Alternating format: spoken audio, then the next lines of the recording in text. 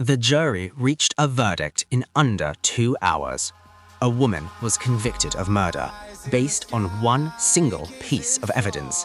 But what made this case disturbing is how that evidence was discovered in the first place. Want more stories like this? Make sure you're subscribed. So right after that happened, by the time the trial ended, the case seemed straightforward.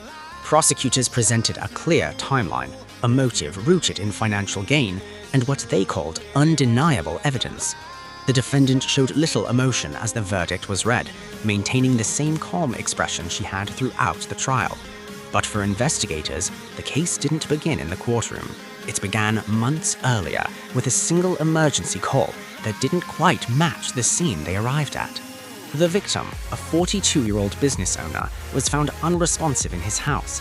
The initial report suggested a medical emergency, possibly a sudden collapse.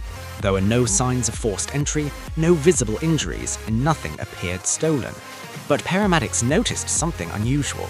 The position of the body didn't match a natural fall. It looked staged. That observation triggered a deeper investigation, and soon detectives began to question whether this was an accident at all, or something far more deliberate. Autopsy results confirmed their suspicions. The cause of death was not natural. Toxicology revealed a rare substance in his system, something not easily obtained without planning.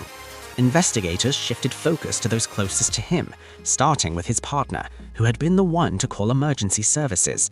Her statement was consistent at first, but small inconsistencies began to surface when compared against phone records and timeline analysis from that evening.